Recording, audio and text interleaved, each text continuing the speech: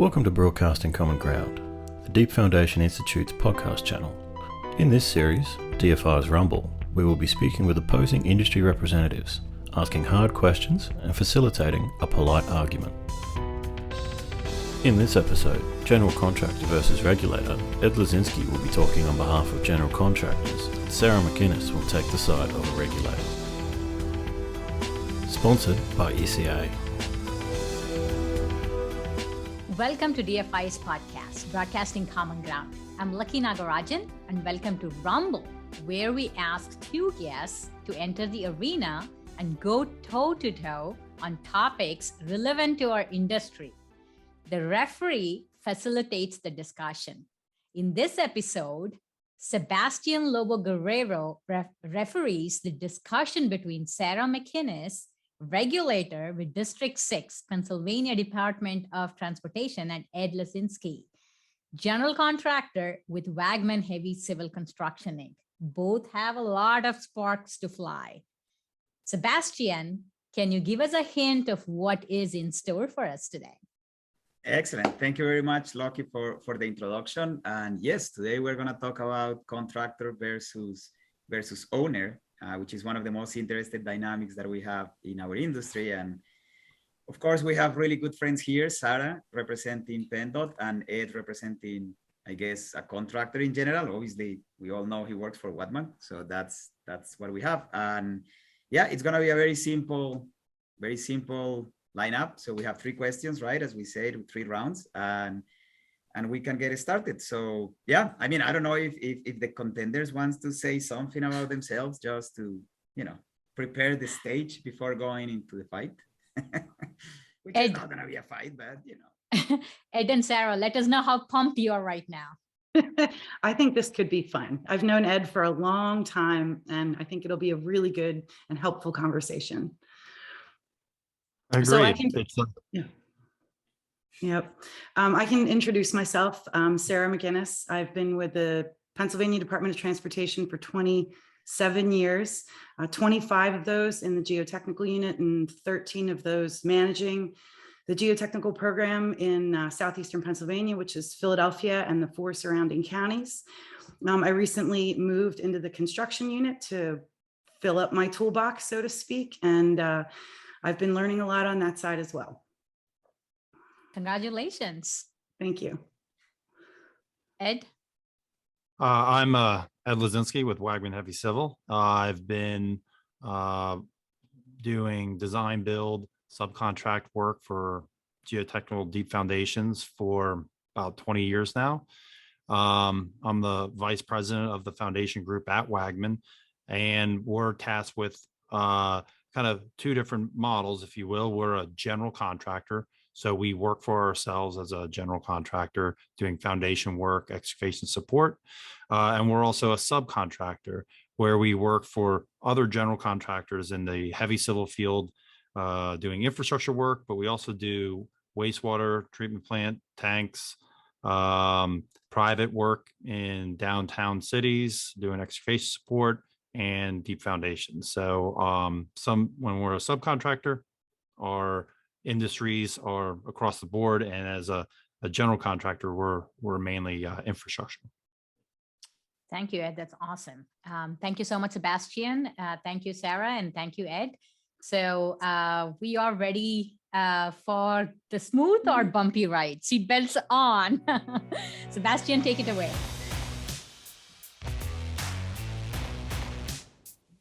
Excellent. So, all right. So let's go to the first round. So let's do it this way. Obviously, it's not going to be that agitated, but the idea is this. I'm going to ask one question. So let's start with Sarah first. And then after I answer the question, Ed can, if you refute what she's saying, you have your right, but just wait until she's done, and then we'll do the opposite. So the first question is very simple. Is in your mind, all right, excellent. The time starts. So in your mind, in your mind, what are your roles? For Sarah will be, what are your roles and responsibility and scope as the owner on a project? What do you think, or what do you see that is your roles and responsibility? Well, that's a good question, Sebastian. Of course, I work for the Department of Transportation, so I'm the owner of infrastructure, not any private development or buildings. So I've always seen my role as number one, first and foremost, being a steward of the taxpayers' dollars. They're the ones who pay for every single project that we do, whether it's a state project or there's federal funding involved. And I've had the opportunity to go to speak to college students, and I always tell them, no matter who drives anywhere in the United States, some of their tax money might end up on a project in our area. So I always think about that first. But when you're in project delivery, which is where I spent 25 years of my career, there was always three basic tenets, especially when it comes to geotechnical: safe, economical, and constructible. So can you repeat the question? Yeah, I was saying, like, in your opinion, in your mind, what is your scope as the owner? What are your roles and responsibilities? So basically what I just outlined, we're there to make sure that projects are end up to be as safe as possible, that we don't have, God forbid, foundation failures, that we're optimizing our foundation design as we go through the process. We're working with design consultants, we're working with municipalities, we're working with the federal government, and just to be responsible to the citizens so that they have something that, as I said, not as only as safe as and economical, but to Ed's side is also constructible. We don't want to put anything out there that's going to cause us headaches in construction, because that ends up often costing more than if we would have invested more time or effort on the design side. No, that's a perfect answer. That is a perfect answer. And obviously, I'm the referee on this one. I'm the consultant, which is really located between the two of you. So I completely understand your point, and and I agree the way that you're presented. Do you have anything to refute on that, Ed, or you're in agreement? No, I mean, I think I completely agree with that. Sarah said that she feels like she's the steward of the tax dollars, which that's, I think, what I see her needing to be. And safe, economical, and constructible is also where we want to be as well. So I mean, and so I think there's a lot of room in between the execution of those things. No, that's great. I like the fact that we started smooth and we're very polite. So let's go now into it. So same question, Ed, like if you can briefly kind of define what are your roles, responsibilities, scope, and yeah, and like the way that Sarah was doing it, right, in highlighting the priorities that she has on her role, what will be your priorities?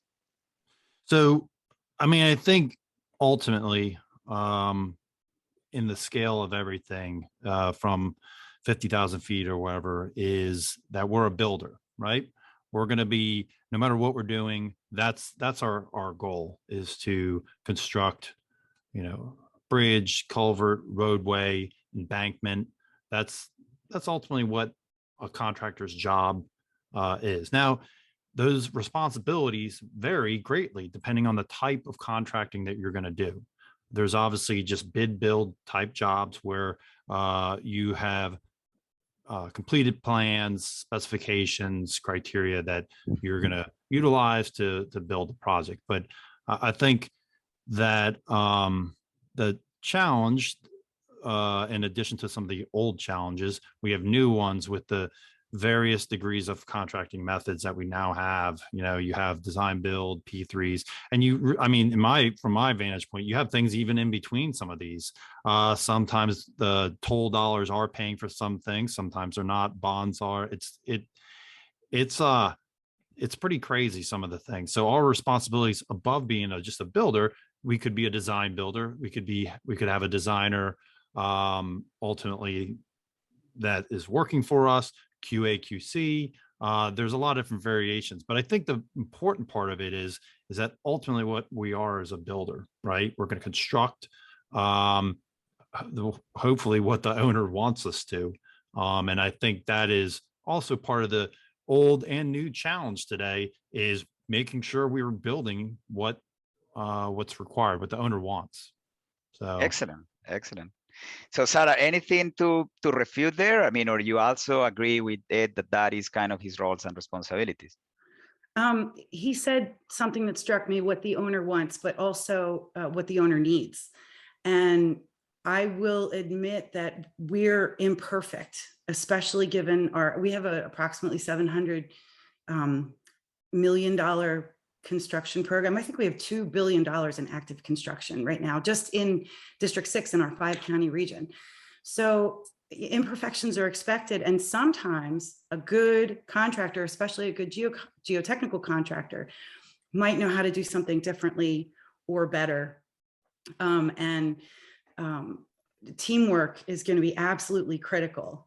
The other thing Ed said that really struck me was about how many different ways there are to do things these days. I mean, 50 years ago, it was really simple. Here's a set of plans, build it. They were drawn by hand. So, understanding the nuances of all the different methodologies of getting projects built and built in a way that is beneficial to both the owner and the contractor is a whole separate skill set, separate from engineering, separate from finance, separate from building.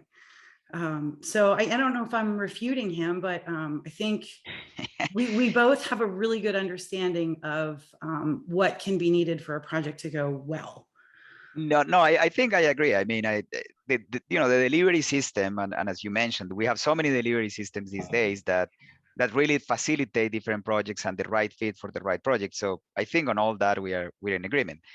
So let's just have a couple follow-up questions trying to get into more sensitive topics. So the first one is, this is all good, right? But does anyone cares about Ed's profit?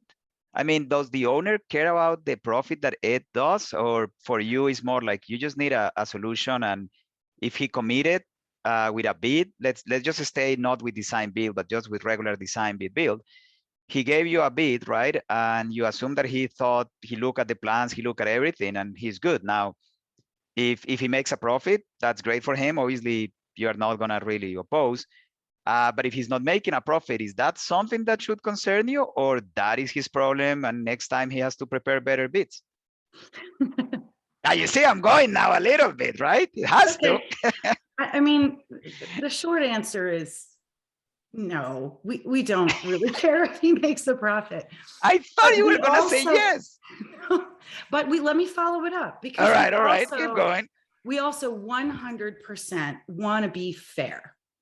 And we understand that if something goes wrong to the point where, they're going to lose their shirt on a job, we negotiate. We absolutely do. We have the 75-125 rule when it comes to quantities. We also understand about unforeseen delay claims due to, whatever might come down the pike.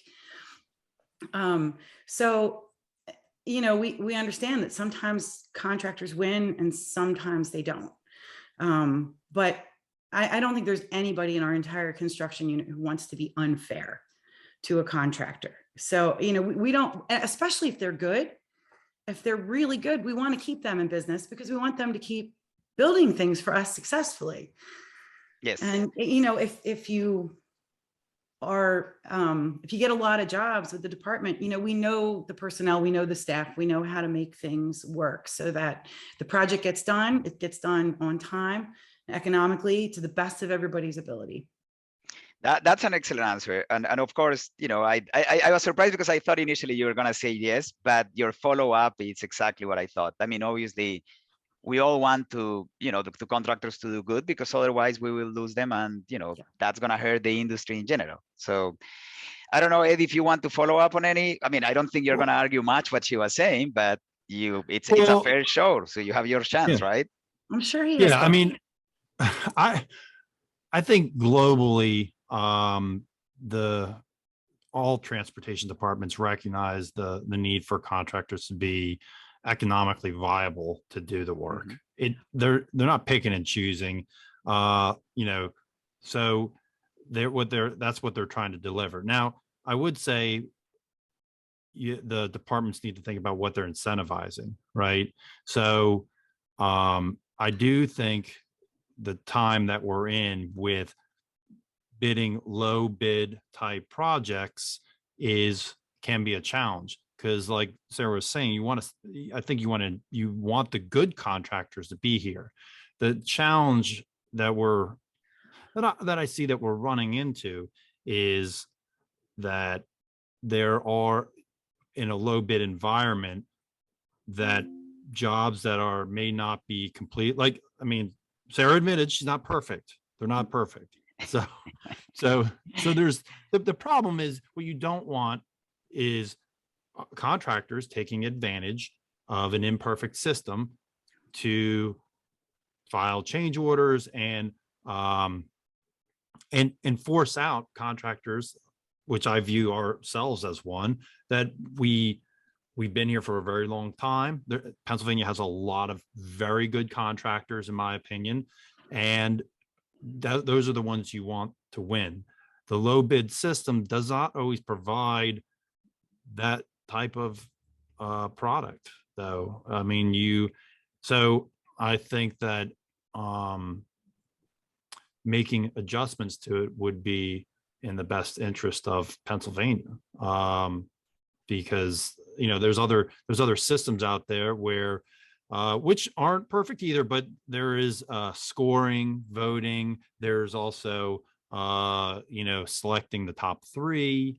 There's a lot of different avenues, and I mean, I know maybe sometimes it gets a bad name, but best value, I think there is a reality to it. I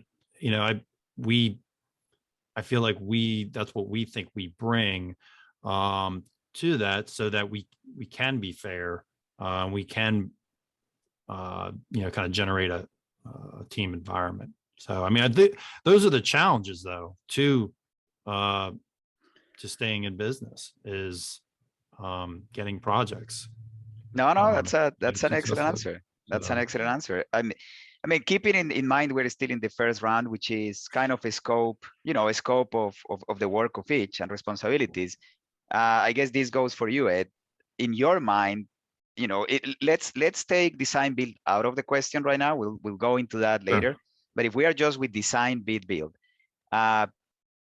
based on what you say, let's say that you're doing a job and you got plans, you got specs, and you start doing things. I guess the first is a two-part question. The first one is, in your opinion, if you're going to just do design bid build, who is responsible for, let's say the specs, the details, and all that? I mean, who's going to be, clearly you are constructing at that point, far from design build. Who's going to be responsible for all this? The owner? Like if something goes different, let's say that you go to the field and you find some different condition, in your mind, the owner is immediately the responsible one. They need to pay you extra because this is not exactly what was there, or how is your approach on things like that?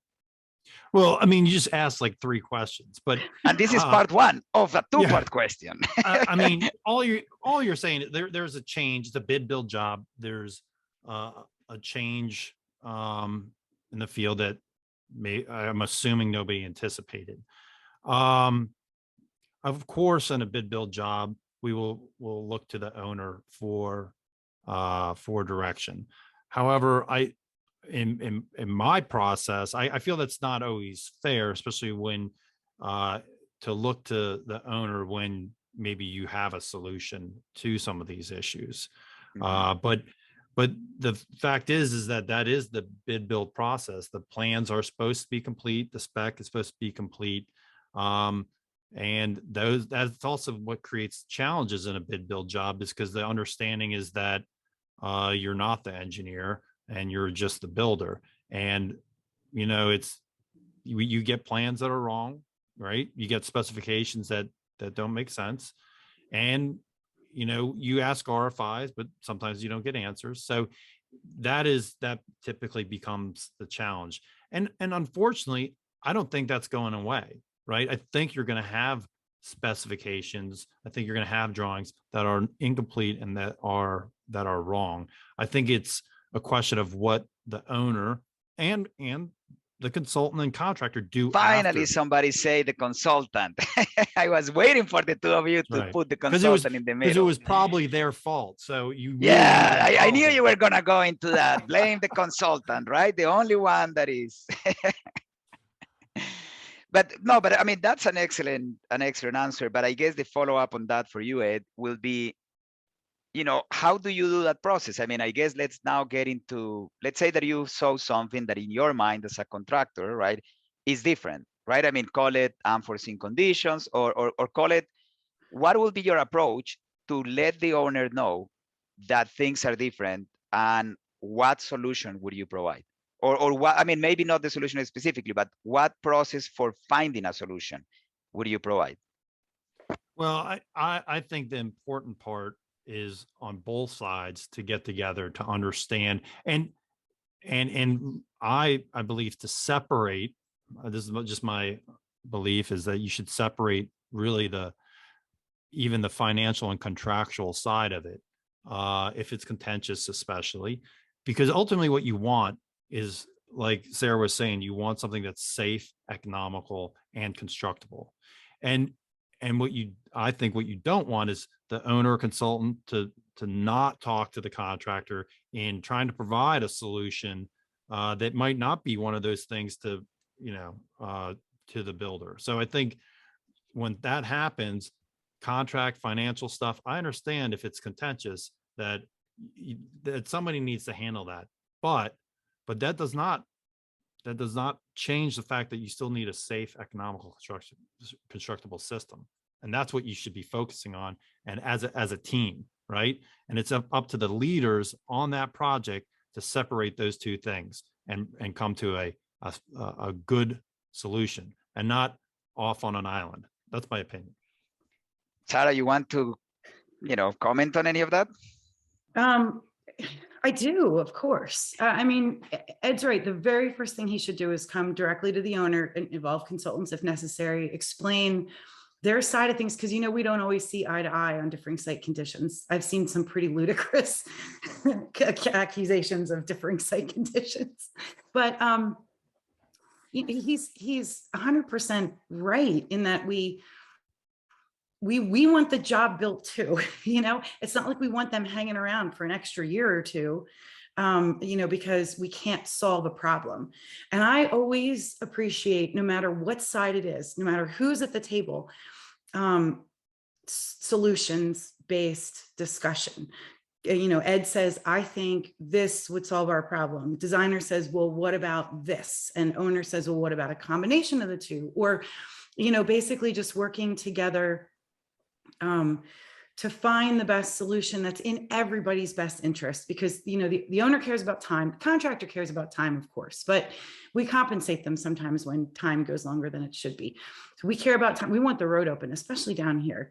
I mean, I just was at a meeting with the township this morning, and they're like, everybody's going to want to know how long this closure is going to cost, how long it's going to last. That's what people care about, being able to get to where they need to get to. So, we want the job completed on time. We want it built right and well.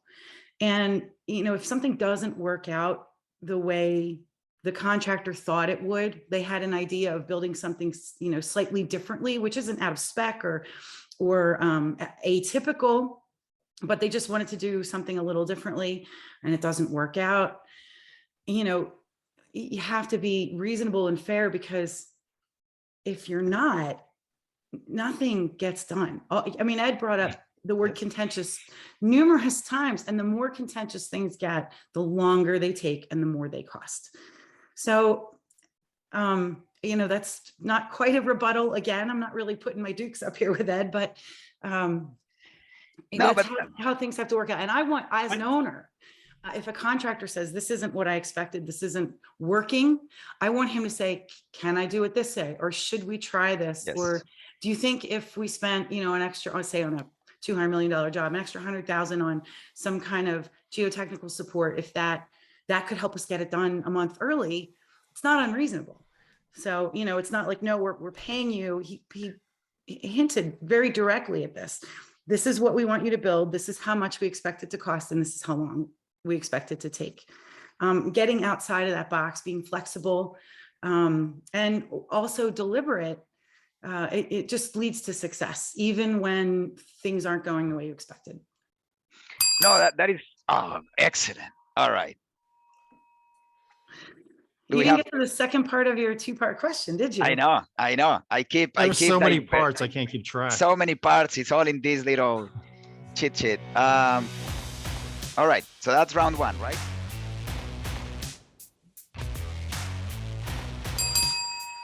All right, so welcome to round two, right? We have time to refresh a little bit and get more thoughts in line. I mean, we all know this is not gonna be a fight because we all work together and I think we understand each other, right? And I guess really what I'm trying to promote here is a healthy discussion that maybe we consider points that we have not considered before and we can find ways to do things, right? That's what we're doing. So I think one of the main things that we discussed on the first round, or what we can conclude, I don't think we explicitly say it, but I'm sure we all felt it, is communication is the key, right? If things start going wrong, I think Sarah said it, we need to communicate, right? And as a contractor, you need to communicate to the owner and say, hey, things are different. You may need to bring the consultant, and maybe as the owner, if you are not happy with certain things that the contractor is doing, you want to communicate that fast enough, right? So keeping in mind communication as the topic on our second round, let's call it. Let's just go with some examples. So let's start with you, Ed, this time, since the first round started with Sarah. Why don't you give us a good example of how communication was key, or in this relationship between owner and contractor? So let's start with a good example in your career. I mean, obviously, just leave all owners and names and project names and all that stuff out, but just to illustrate the point. Okay. I would say, I mean, if I was going to choose an example, it's going to be a design build job. Is that okay? Am I allowed to? Yeah, that's fine. And maybe this is a little bit of the design build philosophy, I suppose. And a lot of it has to do with it being self-contained. I mean, we're not blaming the owner for anything, just the consultant. But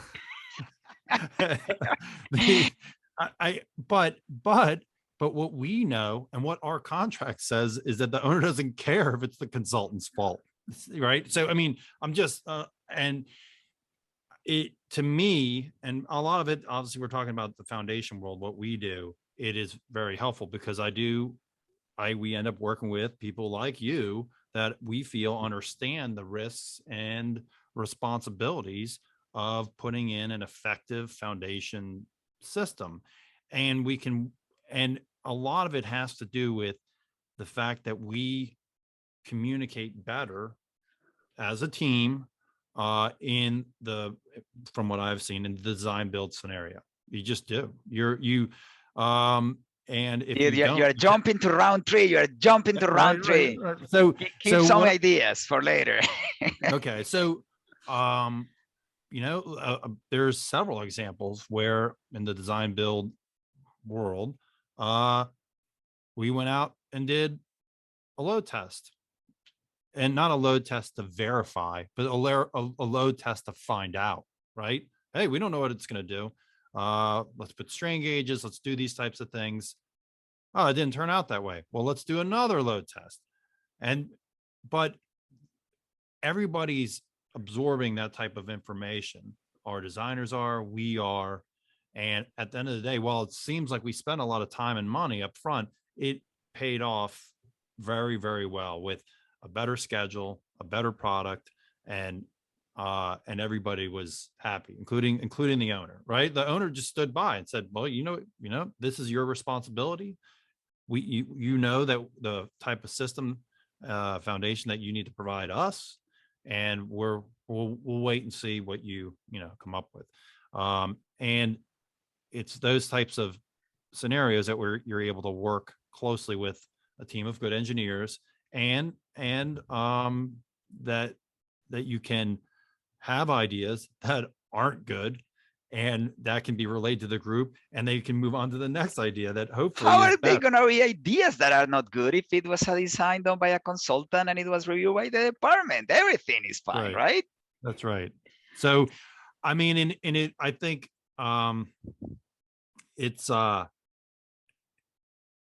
it's a good scenario that you can have that type of open conversation with the consultant.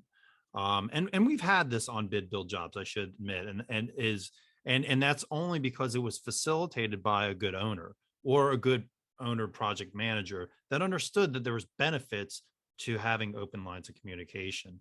And all those types of jobs that we have had have gone very well. And it's not just about money. It's also about reducing risk, right? I mean, maybe some people look at a little bit of money to reduce a lot of risk makes a difference, or a little bit of money to increase the schedule also makes a big difference.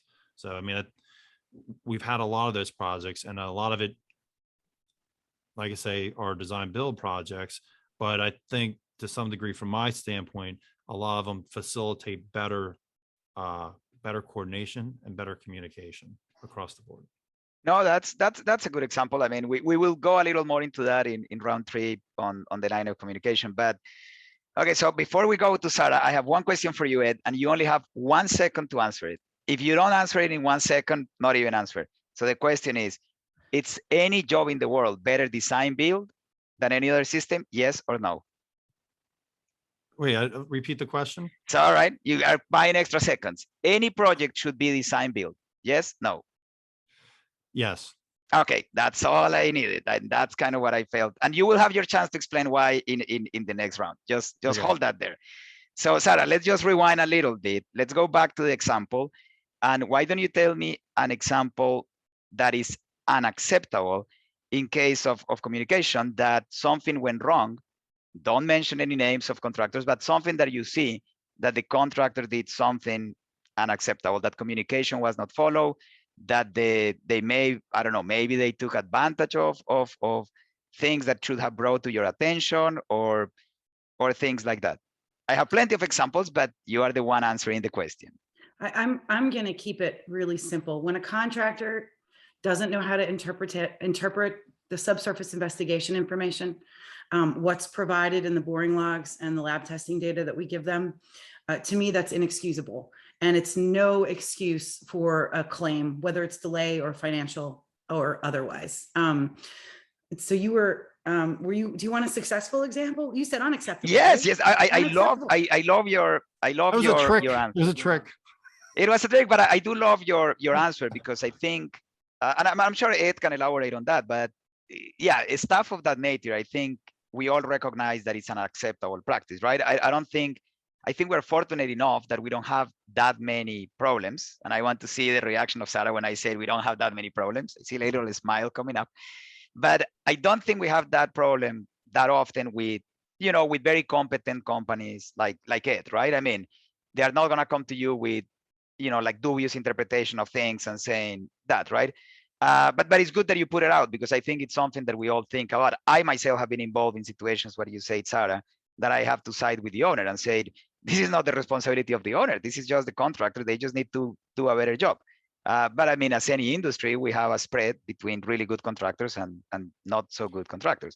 But yeah, if you want follow up with an acceptable one, I mean, something that you feel that brought a lot of value, that the contractor brought a lot of value on something that probably was a change on what initially thought. I'm just going to follow up on what I said earlier, because it made me laugh. We had a huge contractor bid on a job with lateral squeeze who didn't believe in lateral squeeze and didn't include the quarantine period in his bid. It didn't work out so well. But acceptable, I think, especially the big contractors that do our really big projects like our I-95 sections and 202s and Route 1s and all that, having somebody either with 20 or more years of experience or somebody with a geotechnical background, because the contractors look at plans in a different way from designers, and even in a different way from owners in the construction unit. And being able to look at something and say, I know a way to do this better or faster or more efficiently, that I don't think other contractors are going to think of, making it more cost effective for everyone and maybe more profit for the contractor, is really valuable and advantageous. Just the experience in having had things go wrong before and been able to successfully work them out, I think is really important. a specific, one of our larger contractors has some significant projects, 150 to $250 million projects, and the geotechnical experience of some of the people on their team has been valuable in maybe changing the way things are done or looking at things a little differently. So that's basically it in a nutshell. It's just experience or a little geotechnical or a lot of geotechnical background. All right. Ed, do you have anything to add there? The only thing is what I brought up last time is I agree with Sarah. I think the key for the owner is to incentivize that type of behavior. And it's hard to do in a low bid environment, right? So if there's ways to do it, I think that's what we would support. Yeah, Ed, PennDOT's not real big fans of design build unless it's. Oh, let's save it. Let's save it for the third round. You guys keep saying the magic word design build. Well, I was actually going to bring up value engineering, but maybe you want to talk about that in the third round too. Yes, that's when we're going into all that. But I guess just to close on this part, Sarah, 1 second for your answer. Should every job go design build? No. No. All right, that's good. At least we got some disagreement there, right? Don't you want to know why? Yeah, of course. I was celebrating before passing, but yeah, now you can go. We have so many projects that are so straightforward and basic and relatively simple that doing it design build probably wouldn't result in enough economy of time and or resources. You know how many box culverts we put in? I mean, we could do them in our sleep. Having a design build, we're paying for design during design, and then we're paying for design during construction. Let's just pay for design during design and put the box culvert in, put the sidewalk in, add the lane, put the little retaining wall in. I mean, the breadth, like for a huge, massive geotechnical project, there might be really good value in design build aspects of it, or leaving specifications with enough latitude so that the contractor can come up with the most effective solution. It's like the vertical inclusions. So you can do this or this or this or this. And then depending on the contractor and depending on their design, we're getting the best value because they know what's most effective and efficient. We don't. We could try to guess, but we don't put them in every day. So. All right. And then right before we pass it back to Lucky, I'm going to do one question. This one doesn't require an explanation. I just need an answer from each of you, and you have 2 seconds to think about it. So, Sarah, I'm going to say it very slow because I don't want to repeat it, right? So, in your mind, not Ed, I'm not talking about Ed. I'm talking a general, contractor or a specialized contractor, but very generic part. Do you feel on your day-to-day job that most contractors look at you as they know better than you on the projects they are doing? Yes or no? No. All right. All right. Now, let's turn it back to Ed. Ed, do you feel that in any project, in most projects that you do, not with PennDOT, again, different owners, could be private. Do you feel that, let's include the consultant. Do you feel the consultant and the owner feel that they know more than you, but you actually know better than them? Yes. Yes. All right. That's the answer that I wanted. I will not accept anything less from you than that, because we have worked together for a while, and I'm not saying that it's a bad answer. I think that it takes a lot of guts to say that, but you should stick with that philosophy, right? So, Lucky, after all this, I pass it to you. No, few bruises here and there for Ed and Sarah, but no blood spilled yet. So I really like how the conversation is flowing so organically, and I love the chemistry between Ed and Sarah. It shows that you have worked for a long time together, and in our industry, there is certain amount of trust that you have to build around your clients, right? So to build that trust, it takes a long time, and we can see that how much Ed and Sarah have worked together, and they trust each other's opinions, and they also disagree on certain things, but for a reason of of the project or whatever it was based on the project. So I really like all the things that you both talked about. Starting with Sarah, you explained what exactly is important on any project you think about. It has to be safe, optimizing the project, economical, right? That's what the number one thing that you look at after being safe, and responsible to citizens, and constructability, which is a big thing. Lot of projects miss that, and when you miss that, it's not very comfortable situation for anyone involved. So I really liked it. And also, in the third round, I would like to hear a little bit more about low bid environment. Oh, we are going into that, Lucky. Yeah. No worries. Yeah, because as a manufacturer and supplier, I work for a manufacturer and supplier, and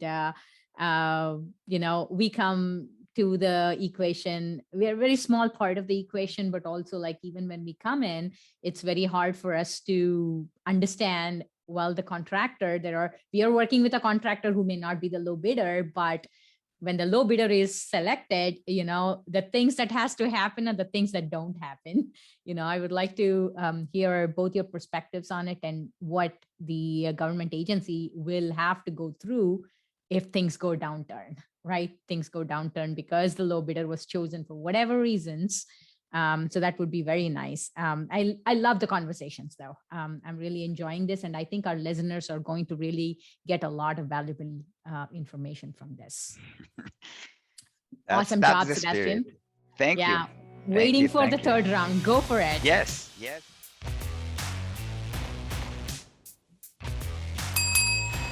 All right, so welcome to the third round, also the final round. So I think it's been a very good conversation. We have definitely seen some interesting points, especially at the end of the last round. I think we're making some good progress into disagreements there. But no, I mean, I think it really sets the tone for the third round, because basically what I want to explore now is project delivery systems, and obviously I think the three of us may see things a little different. So let's start with Sarah this time. So Sarah, if you want to just give us your perspective, into the different delivery systems in terms of, we have design, bid, build, then we have design, build.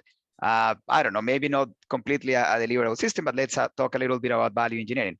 For the owner, what do you think is the most cost-effective solution? As an owner, what do you feel you should be looking as the right, as the right delivery system that you prefer? Sebastian, that's project dependent. And I think as owners, we have to think about it that way. I mean, but that's acceptable. It could be that it's not the perfect delivery method for every single project. Like that, I take that.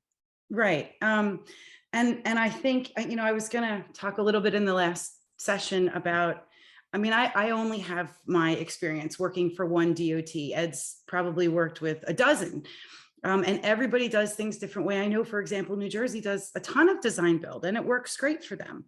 I think what we do have in our pocket, may or may not be the right word, at the department is a pretty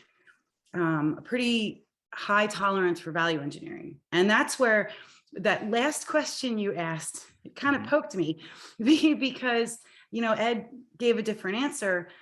But I think it's a perspective thing. I'm sort of losing my train of thought here a little bit, but don't worry, I'll get you back. So I know where you're going, because right, he was basically saying that he feels that he knows better than the consultant and the designer. And I'm not taking it in an offensive manner. And I think, Ed, I don't think that you express it that way. I think the way that you express it is because the tools that you have, and you refer back to the testing and all that, what you are saying is, right, if I get into the job, I can gather enough information that I could know more than the consultant and the owner, because I have access to maybe new information from the site itself that I can give you a better answer, right?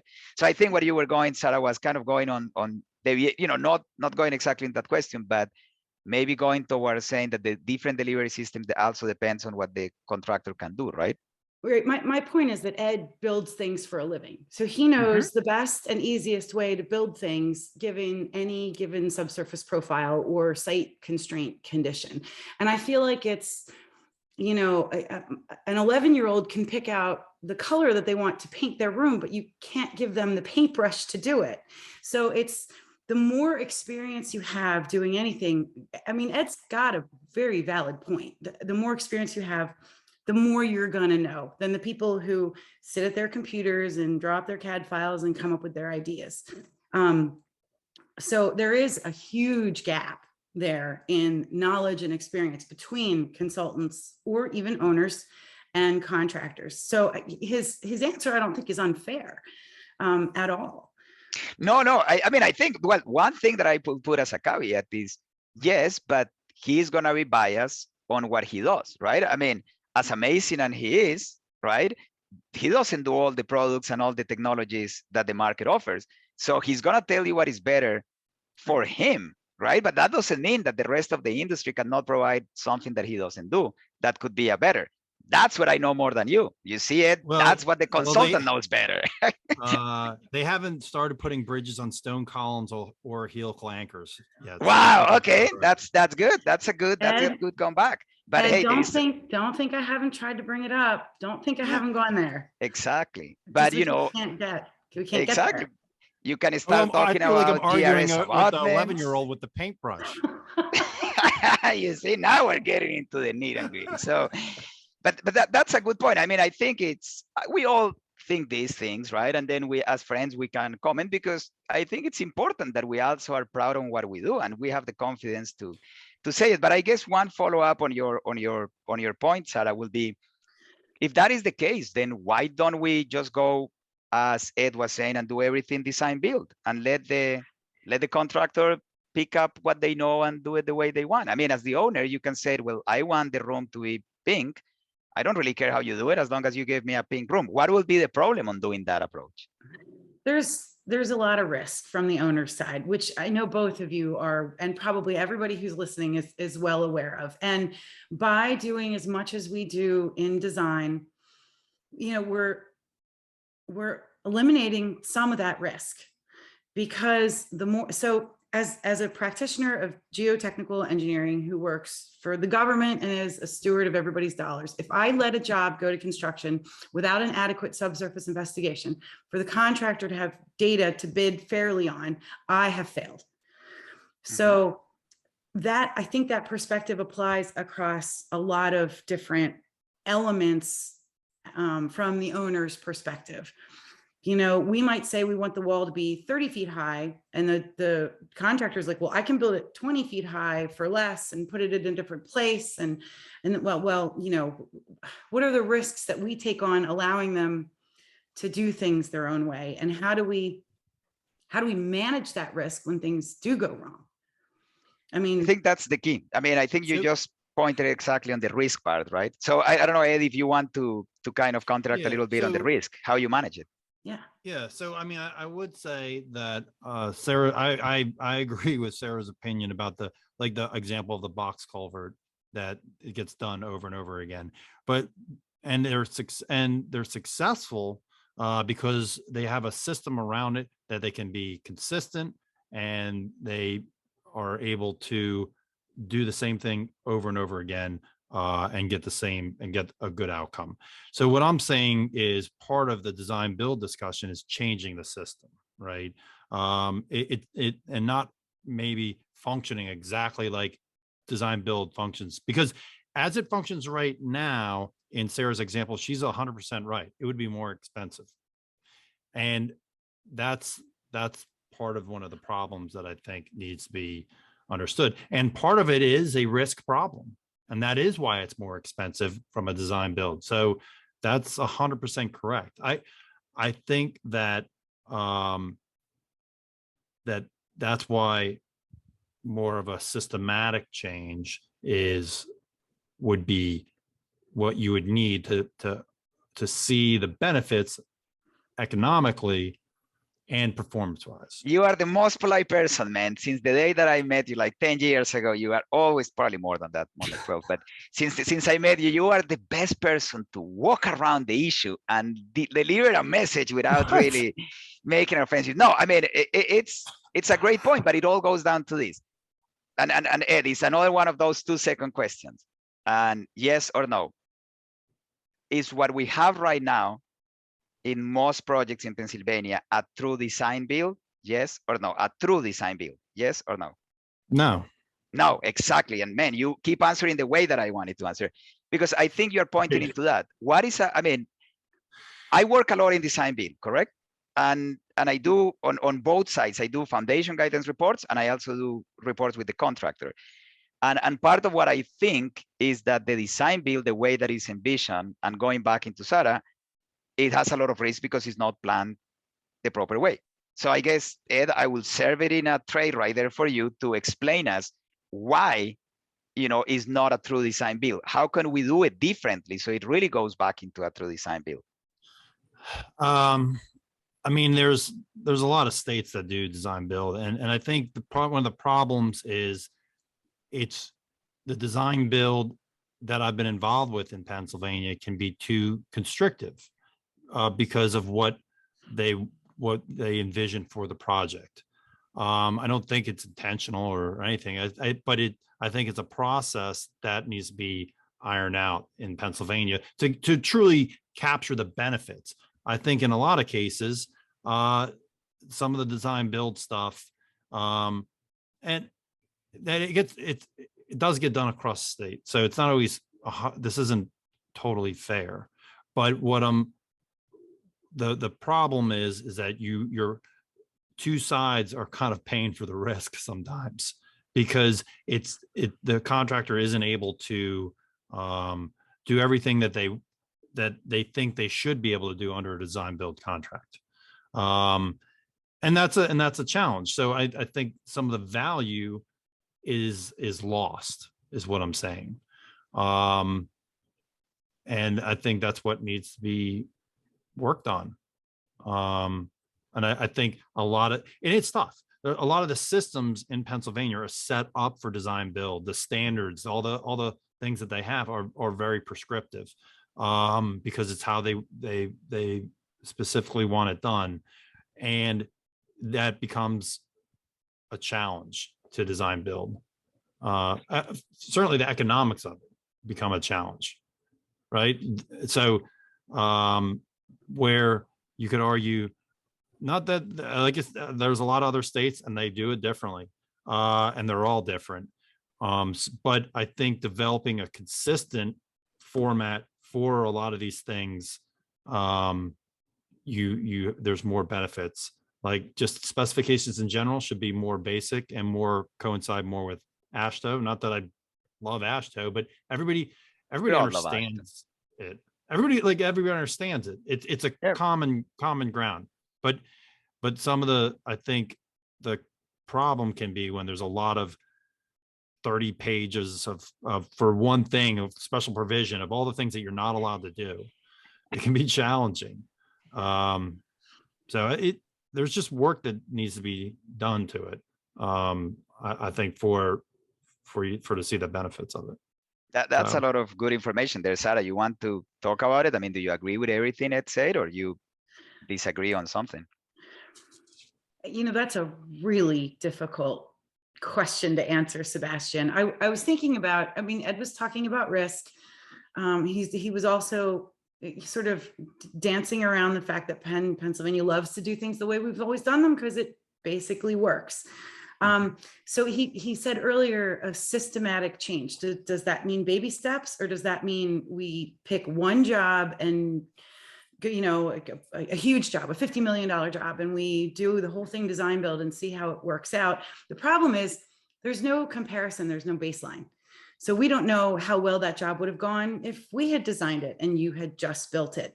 And I think that's a really hard thing for, I mean, I don't want to speak for PennDOT, and I hope nobody listening thinks that I am talking for, speaking for all the wonderful people who run our organization, but I think it's an obstacle sometimes. And I've had luck overcoming obstacles by sort of doing things outside the box. Like I mentioned, being liberal with a special provision that allows 6 different things as an option. It might be a little prescriptive for Ed, but you can do it 6 different ways. Well, if Wagman wants to do it the 7th, I'm sorry. Or if Wagman wants to do it the 7th way, maybe we do a VE. And he talked earlier also about incentive.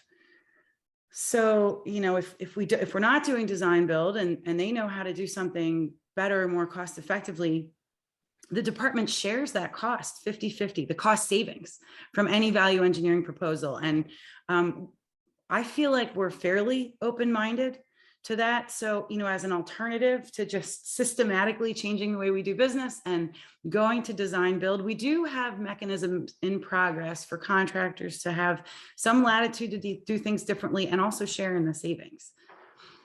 Yeah, I agree with a lot of what you say, Sarah, because obviously, again, I'm kind of in the middle of the two of you, doing design builds with both of you and also doing regular design build, right? I think there are certain things that, it has to go through the rigorous process and the specs and think that probably things that Ed hates, but you also have to keep in mind, Ed, that not every contractor is as good as you are, right? And some projects may end up on different. We don't, there is the difference between saying like the cheapest solution compared to the best or more value solution, right? Not always cheap is good. And I think the risk that you go for, more than I love design build, I completely understand, like PennDOT point of view of saying, yeah, there is certain things we can let go like that. There are certain things that we can't.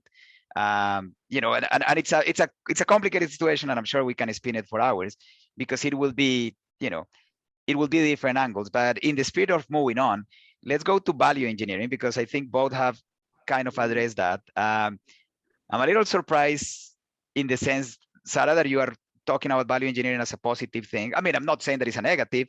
What I'm saying is when you do a lot of value engineer, well, that just shows that systematically you may be not doing, and I will blame the consultant on that case. If, let's say that if agency A has every single project going to a value engineering, well, the consultant that agency A is hiring definitely is not doing the best job, because otherwise it should not go to value engineering. So, please explain us more, Sarah, why you feel that value engineering has such a positive view in your, as the owner, right? Well, first of all, I've seen it used very successfully to accomplish things that never would have been permitted during design. There's nothing in the design manual that covers the situation. We've never done it before. It's different. I'm unfamiliar with this material or this application.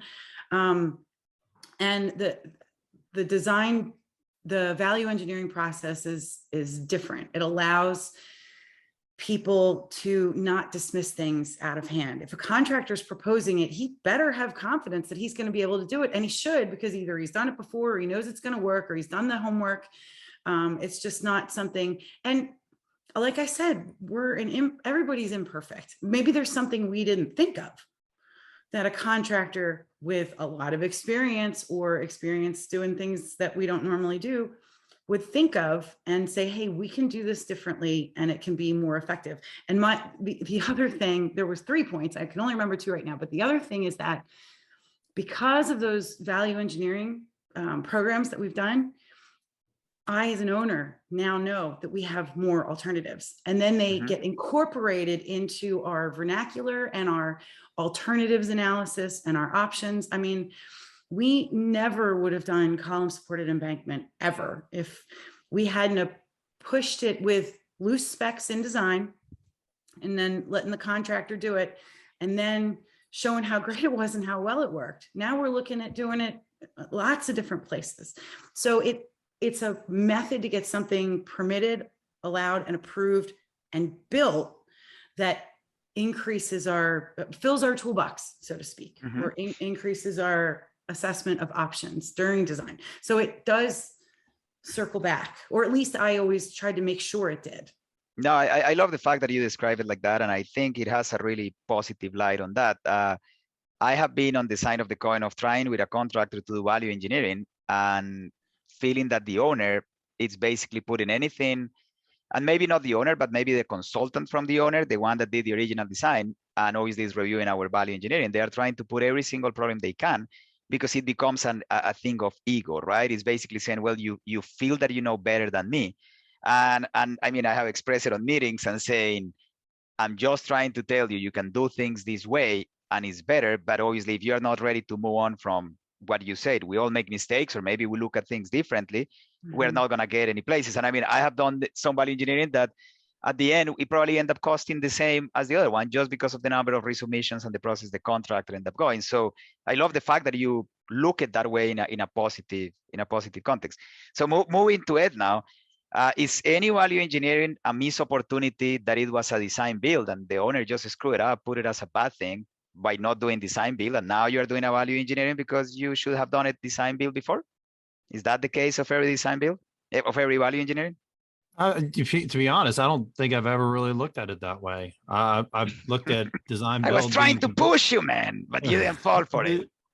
Being completely like a completely different system. Now there's lots of bid build jobs where the foundation is like design build, right? That's kind of it's not really a new thing, but so the value engineering I think is more targeted, right? There's clearly something that we think we can improve upon, right? And I think like I said, I mean, Sarah's absolutely right. I mean, I think PennDOT is successful because they have people like Sarah, right? I mean, they can see the opportunity, they understand the benefits and the risks associated with some of these proposals, and they're able to successfully complete them. So I, from my perspective, VE is very targeted, but it's very valuable, as the name implies, because you a lot of times it's there might actually even be a problem, right? And you're able to use a value engineering to solve that problem. You know, I get it. I mean, look, we all want more borings and a better subsurface investigation. I recognize it doesn't happen, right? I mean, and it's not easy, but sometimes you get on a job when there is a change because there wasn't a boring. Maybe they weren't able to get the rig where it was, or for some reason. And it's a perfect opportunity to do value engineering that literally gives both value for what you're doing.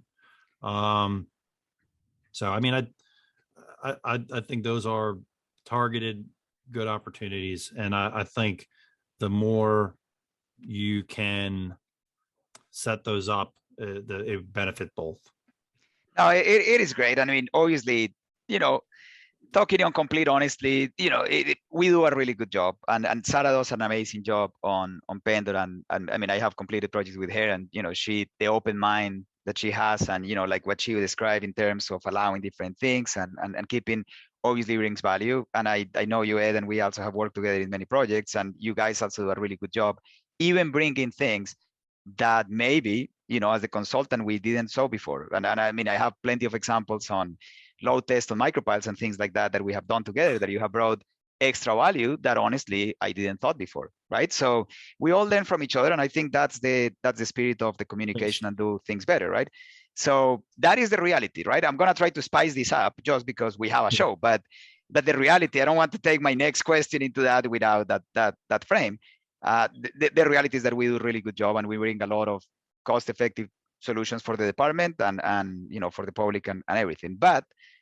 But unfortunately, even though we are so awesome, all of us, so sometimes things don't go the right way, right? And you have to go into claims, and obviously claims is what we all want to avoid. Nobody wants to hear anything about design error or anything like that. But as a contractor, you also don't want to lose money on a job, right? So I guess let's start with you, Ed. In the topic of claims, first of all, how often do you have to go for claims percentage-wise in your projects? And second, how is the process? Just describe as the process that you go when you have a claim. How does that go, and typically how it ends up being resolved from your end? Or you can say, it's all awesome, I never go for a claim. Well, I don't understand the definition of maybe what you're saying. Walk in there on the so I'm saying a claim when you come back and say, you know, I need more money because you guys screwed up on design, and this is not what I give you a bid for. I want more money, and if you don't pay me, I'm gonna take you to court. So to be honest, think there's separate things that you're talking about. Okay, right? let's break them. Let's break them. So this is what you have to understand, I think, is like the claim process is, and the legal claim process is a nasty one. It's horrible. And it almost never comes to that. Okay, and that's exactly where I want to go. So keep going that line. Yeah. So it almost never comes to that. And because, I mean, well, that's one of my goals, to prevent that, right? I mean, it's, and it does have to do with communication and work together. How often is there a change on a job? I mean, like every job, there's some kind of change. It could be small. I wanted that answer. But I mean, it'd be foolish to say that we're like, oh, every job, there's never a change. I mean, we do, look at what we do. I mean, I mean, it does come down to what's the scale of it. But ultimately, especially in the public world, I mean, I try to air everything prior and up to the pre-con meeting of my concerns about the project. And so that everybody can be thinking about what possible solutions we may or may not need to think about, because it's just a reality. So the idea is the more you open channels of communication, the more you don't ever go to a claim. Do we sometimes get extra money for stuff that nobody anticipated? Yes. I mean, but we save money because you bring it to them up front as soon as possible. Yeah. And not halfway in. Oh yeah, all this stuff's wrong, by the way. We might need to fix it. That's not what you want to do. I do respect your answer a lot, because I mean, I think, man, I was really trying to put you something to sleep on it, and you don't. You are the ultimate Houdini to find the way out.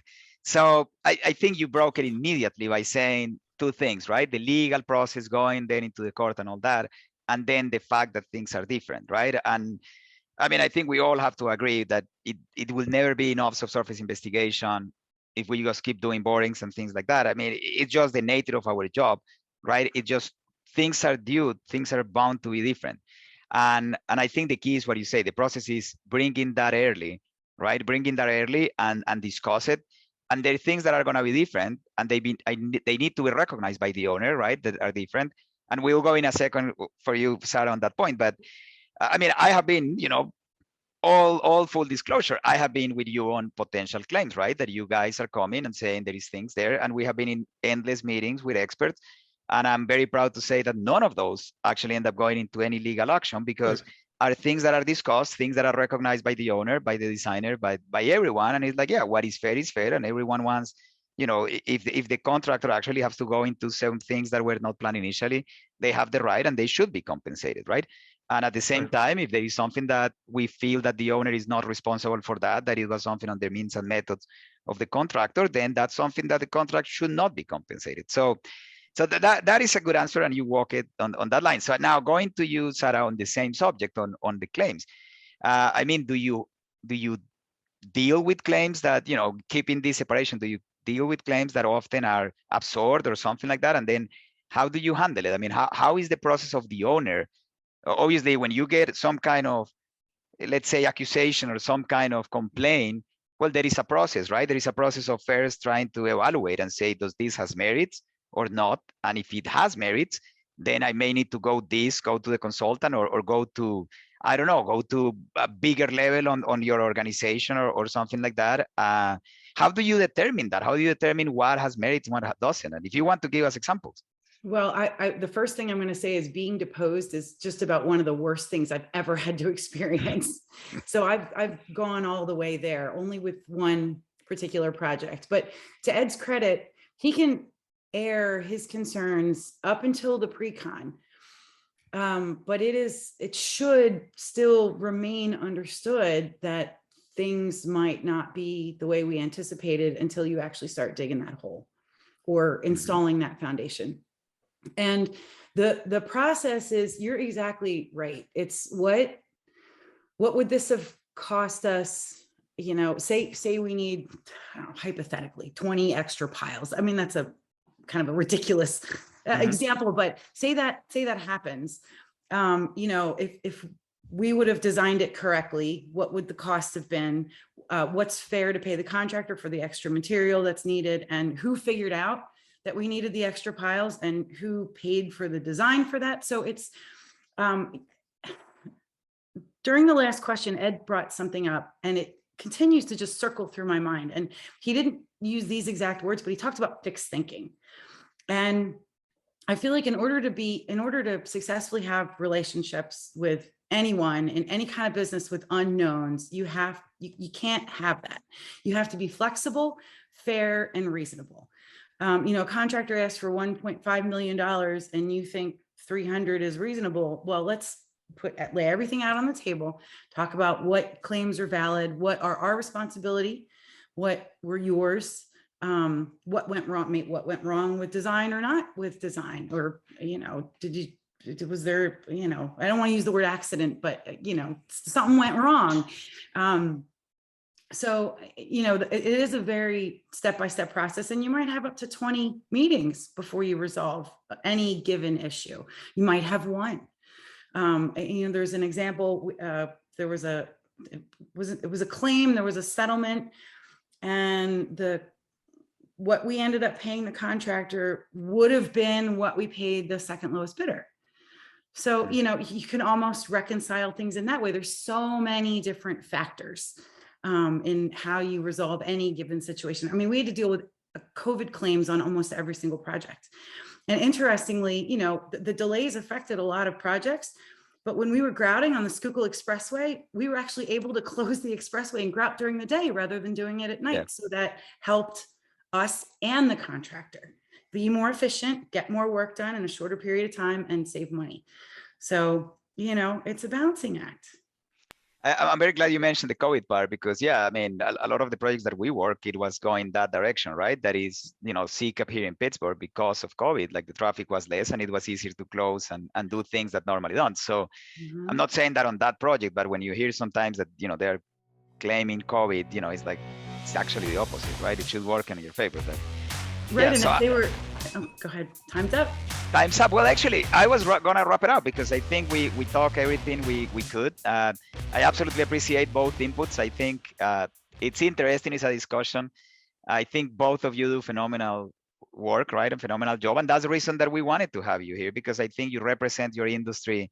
Each one represents the owner and, the contractor in a really good way. I mean, we know that we're talking to the best of the best. And I think it's a very constructive discussion. I think a lot of the items remain open and will always remain open, right? But that's the reason that we need those discussions to see the future. I still believe we're in really good hands. As long as we keep working for owners like you, Sarah, I think the industry keeps growing. And as long as we have contractors like Ed, then things are gonna get better and better. And obviously we need consultants like me to be in the middle and do everything too. So that's all I have. I don't know if you have any remarks to close, Sarah and Ed, and on anything. If you want to talk about in general, whatever. Well, I think you as a consultant, Sebastian, deserve just as many accolades as you're giving us right now, because I have worked with you, and you're right. It's about working together and understanding everybody's perspective. Thank you. Now, this was really a robust discussion. I really liked the third round, which was piggybacked on 1 and 2, and the perspectives from Ed as a general contractor on value engineering, design build.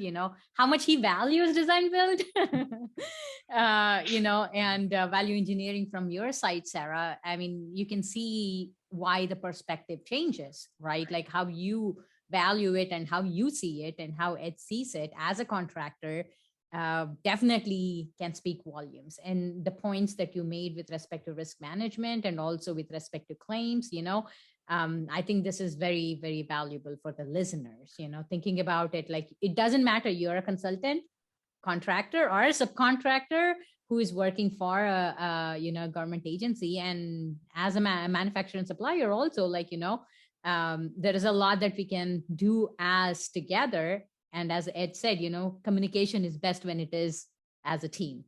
And this is proven many, many times, right? Communication, when there is no transparency and communication gaps, then you see the project fall through, and who suffers? Everyone suffers. Yep. So this was great conversation. I have one question for both of you to end this. For the younger listeners who are listening, if they have to walk the career path of both of you, what things do they have to do to get where you are? Sarah, I want you to go first. Well, the number one is obvious, get your license, learn your field. You don't have to get a master's degree, but a few extra classes never helps, but practice. And aside from the obvious of getting your license, get out in the field, go out and do as much reconnaissance as you can, be on the drill rig for years if you have to. I mean, I served my time.